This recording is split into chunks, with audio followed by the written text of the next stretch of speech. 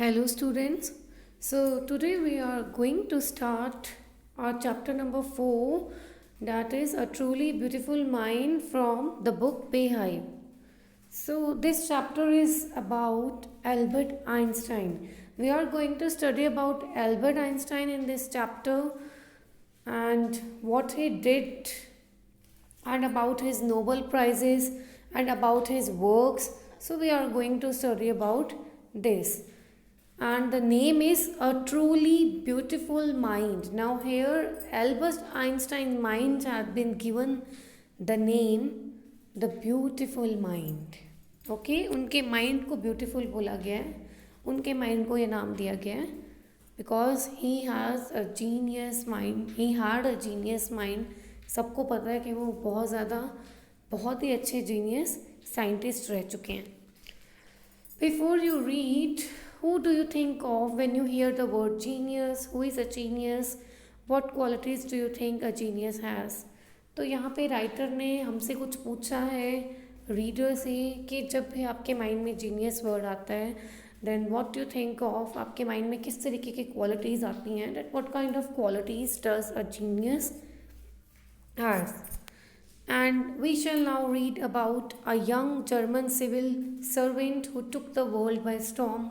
About 100 years ago, in the summer of 1905, the 26-year-old published in quick succession 4 groundbreaking papers about light, the motion of particles, the electrodynamics of moving bodies, and energy. His work took up only a few pages in scientific journals but changed forever our understanding of space, time, and the entire cosmos, and transferred the name Einstein into a synonym for genius. अब इसमें यही बताया गया है, Albert Einstein के बारे में बताया गया है कि उन्होंने कैसे कैसे अपने कामों में सक्सेस हासिल करी है, उन्होंने किन किन वर्क्स के ऊपर काम करा है, उन्होंने लाइट के बारे में काम करा है, उसके ऊपर वर्क करा है, मोशन ऑफ पार्टिकल्स के बारे में, इलेक्ट्रोडाइनमिक्स ऑफ मूविंग बॉडीज़ और एनर्जी के बारे में, और भी हमें उनके कई पेजेस में, उनके जर्नल में बहुत कुछ देखने को मिलता है कि अंडरस्टैंडिंग ऑफ स्पेस, टाइम, और पूरे रिसर्च करी हुई है उन्होंने साइंस के बारे में, और काफ़ी कुछ उन्होंने करा है, बहुत अच्छी जीनियस चीज़ें करी हैं जिनकी वजह से उनका नेम ट्रांसफॉर्म होके आइंस्टाइन नेम ट्रांसफॉर्म होके एक जीनियस में बदल गया. यानी कि अगर जीनियस वर्ड का सिनोनिम ढूंढना हो तो Einstein would be the perfect synonym. 50 years after his death, Albert Einstein's genius still reigns. उनके मरने के 50 साल बाद भी उनका जो टैग था वो बरकरार था. उनका जो टैग है, जो टाइटल है कि Albert Einstein was a genius scientist, तो वो कहीं ना कहीं रूल करता रहा वो टाइटल, वो आज भी बरकरार है. So let's move with the chapter. Albert Einstein was born on 14 March 1879 in the German city of Ulm without any indication that he was destined for greatness. Destined का मतलब है fate. ठीक है. एल्बर्ट आइंस्टाइन 14 मार्च 1879 को born हुए हैं. Germany में एक सिटी का नाम है उल्म, वहाँ पे वो पैदा हुए, और कोई इंडिकेशन नहीं थी उनके फ्यूचर को लेके, उनकी किस्मत को लेके, उनकी डेस्टिनी को लेके कि वो आगे जाके इतने महान व्यक्ति बनेंगे. On the contrary, his mother thought Albert was a freak. To her his head seemed too much large.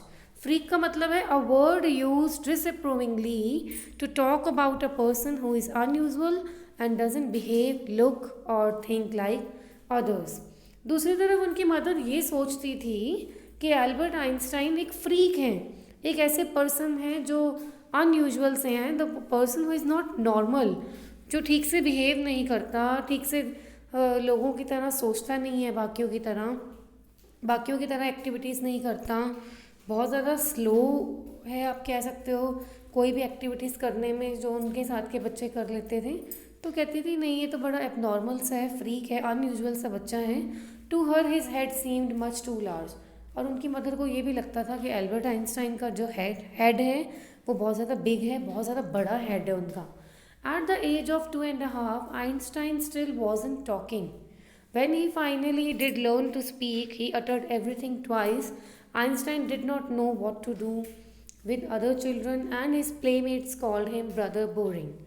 जब वो 2.5 साल के हुए, 2.5 years के, एल्बर्ट आइंस्टाइन तब तक भी बिल्कुल भी नहीं बोले, वो बिल्कुल बात नहीं करते थे. When he finally did learn to speak, he uttered everything twice. Uttered का मतलब बोलना, स्पीक, ठीक है कि. और उसके बाद जब वो उन्होंने बोलना सीखा तो वो हर एक चीज़ 2 बार बोलते थे. Einstein did not know what to do with other children. उनको समझ में नहीं आता था कि बाकी बच्चों के साथ क्या करूं मैं, मतलब क्या उनके साथ खेलूं ना खेलूं, मैं बाकी बच्चों के साथ क्या बात करूं. And his playmates called him brother boring.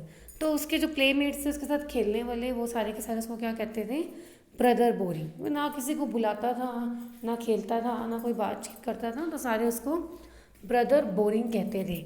So the young master played by himself much of the time. तो एल्बर्ट आइंस्टाइन क्या करते थे, ज़्यादातर खुद के साथ ही खेलते थे. He specially loved mechanical toys. Looking at his newborn sister Maja, he is said to have said fine but where are her wheels. और वो खुद के साथ ही खेलते थे और ज़्यादातर वो टाइम किस में बिताते थे, मैकेनिकल टॉयज़ उनको बहुत पसंद थे. मैकेनिकल टॉयज़ के साथ भी वो खेलते थे, जिन टॉयज़ में मशीनरी वगैरह लगी होती है, नीचे पहिए लगे होते हैं, इस तरीके के टॉयज़. तो उसके बाद वो इतने ज़्यादा फॉन्ड थे उन मैकेनिकल टॉयज़ के, he love that toys so much कि जब उनकी छोटी बहन, एक न्यूबॉर्न बेबी, उनकी छोटी बहन पैदा हुई जिसका नेम माजा था, तो उन्होंने एकदम से ये बोल दिया, fine but where are her wheels, कि इसके व्हील्स कहाँ हैं. वो इतने ज़्यादा उनको टॉयज़ पसंद थे कि उन्होंने अपनी छोटी बहन को, एक छोटा सा बेबी को भी ऐसे ही समझा जैसे ये कोई छोटा सा खिलौना आ गया, कोई टॉय है. और वो एकदम से ये पूछते हैं अपनी मम्मी से कि इसके व्हील्स कहाँ हैं, यानी कि इसके पैर कहाँ हैं. जैसे छोटे बेबी के पैर एकदम से उनको नहीं दिखते, तो वो उसको टॉय समझ रहे हैं कि व्हील्स कहाँ हैं. A headmaster once told his father that what Einstein chose as a profession wouldn't matter because he will never make a success at anything. अब एक बार की बात है, एक हेडमास्टर थे जो इनके स्कूल के, आइंस्टाइन के स्कूल के, उन्होंने आइंस्टाइन के फादर को ये बोला था कि आइंस्टाइन कोई भी अपना प्रोफेशन चुन ले, फ्यूचर में वो कभी भी अपने प्रोफेशन में सक्सेस हासिल नहीं करेगा, क्योंकि वो इतना ज़्यादा डल है, इतना ज़्यादा नालायक है, कोई बोलता नहीं है, कोई प्लेमेट्स नहीं है, कुछ नहीं, कि वो कभी भी अपनी ज़िंदगी में कामयाब नहीं होगा. Einstein began learning to play the violin at the age of 6 because his mother wanted him to. He later became a gifted amateur violinist, maintaining this skill throughout his life. Einstein ने उसके बाद जब वो 6 साल के थे क्या करना शुरू करा, उन्होंने वायलिन बजाना शुरू करा. क्यों? क्योंकि उनकी मदर चाहती थी कि भी वो वायलिन सीखे. He later became a gifted amateur violinist. Amateur का मतलब है doing something for personal enjoyment rather than as a profession. कुछ ऐसा काम करना जो जैसे अपनी हॉबी होती है, जैसे अपने पर्सनल एन्जॉयमेंट के लिए काम करना, किसी प्रोफेशन की तरह काम नहीं करना. तो उनकी मदर चाहती थी वो वायलिन सीखे और 6 साल की उम्र में उन्होंने वायलिन सीखा और उसके बाद वो बहुत अच्छे मतलब वायलिनिस्ट बन गए. लेकिन इस चीज़ को वो अपने पर्सनली एन्जॉयमेंट के लिए एज अ हॉबी यूज़ करते थे, प्रोफेशन की तरह यूज़ नहीं करते थे. Maintaining this skill through out his life, ये स्किल उन्होंने अपनी सारी ज़िंदगी बरकरार रखी. But Albert Einstein was not a bad प्यूपिल. प्यूपिल का मतलब होता है स्टूडेंट, लेकिन वो कोई बैड स्टूडेंट नहीं थे. ही मतलब कि इतने अच्छे वायलिनिस्ट थे, लेकिन he was still good at studies. On the other hand he went to high school in Munich where Einstein's family had moved when he was 15 months old and scored good marks in almost every subject. Munich एक जगह का नाम है जो कि जहाँ पे उसके पेरेंट्स जर्मनी के बाद, जर्मनी में जो ओल्म की सिटी थी वहाँ से म्यूनिक में शिफ्ट हुए. उसके बाद उसके वो हाई स्कूल गया म्यूनिक में, जहाँ पे उसकी फैमिली वहाँ पे 15 महीने पहले ही आई थी और वहाँ पे भी उन्होंने बहुत अच्छे मार्क्स, हर एक सब्जेक्ट में बहुत अच्छे टॉप के मार्क्स उन्होंने स्कोर करे. तो हालांकि उन्होंने पर्सनल हॉबी जो उनका एन्जॉयमेंट था वायलिनिस्ट का वो भी बरकरार रखा, लेकिन दूसरी साइड वो बहुत अच्छे स्टूडेंट भी थे. Einstein hated the schools regimentation and often clashed with his teachers. At the age of 15, Einstein felt so stifled that he left the school for good. Regimentation का मतलब होता है ऑर्डर और discipline taken to an extreme. मतलब उनको ये school के जो रूल्स एंड रेगुलेशंस होते थे, हर बार ऑर्डर और डिसिप्लिन मेंटेन करके रखना, ये सब उनको पसंद नहीं था। तो इस वजह से वो कभी कभी अपने टीचर्स के साथ क्लैश हो जाता था उनका, उनकी बातों के ऑपोजिट चले जाते थे, बहस हो जाती थी। At the age of 15 Einstein felt so stifled means unable to breathe और सफोकेटेड। 15 साल की उम्र में उनको वहाँ पे इतनी ज़्यादा घुटन होने लग गई उस स्कूल में, he was unable to breathe, कि उन्होंने ये सोचा कि बस अब तो मैं ये स्कूल छोड़ ही दूंगा। So he left the school for good. Left the school for good का मतलब है कि उन्होंने फॉर एवर, हमेशा के लिए स्कूल फिर छोड़ दिया। The previous year Albert's parents had move to Milan and left their son with relatives. अब मिलान एक दूसरी जगह का नाम है जो कि इटली में है। तो जब उन्होंने वो स्कूल छोड़ा एट द एज ऑफ 15, उससे एक साल पहले एल्बर्ट के पेरेंट्स जो हैं वो इटली में एक मिलान का जगह का नाम है, वहाँ पे शिफ्ट हुए थे और उन्होंने अपने बेटे को रिश्तेदारों के साथ छोड़ दिया था। After prolonged discussion Einstein got his wish to continue his education in German speaking Switzerland in a city which was more liberal than Munich. उसके बाद काफ़ी डिस्कशन करने के बाद एल्बर्ट ने अपनी जो उसकी विश थी, एक डिज़ायर थी कि वो अपनी एजुकेशन को कंटिन्यू करना चाहते हैं, because he left the school at the age of 15। उसके बाद उन्होंने सोचा कि भी मैं अपनी एजुकेशन कंटिन्यू करूँगा, और उन्होंने ये सोचा कि मैं जर्मन स्पीकिंग स्विट्ज़रलैंड के स्कूल में जाके अपनी एजुकेशन को कंटिन्यू करूँगा, एक ऐसी सिटी में which was more liberal than Munich. यानी कि उसके बाद वो स्विट्ज़रलैंड में गए। वो उन्होंने ये सोचा कि मैं यहाँ पे जाके जर्मन स्पीकिंग स्विट्ज़रलैंड में जाके अपनी एजुकेशन, ये किसी यूनिवर्सिटी का नाम हो सकता है, तो वहाँ पे जाके मैं अपनी एजुकेशन पूरा करूँगा, जो कि बहुत ज़्यादा लिबरल है। Liberal means willing to understand and respect others opinions, दूसरों को समझना और उनके ओपिनियन को रिस्पेक्ट करना। तो कहता है जो कि इस म्यूनिक से तो बहुत अच्छा है कि मतलब वहाँ पे समझा जाएगा, रिस्पेक्ट होएगी हमारे ओपिनियंस की। तो वो वहाँ पे गए।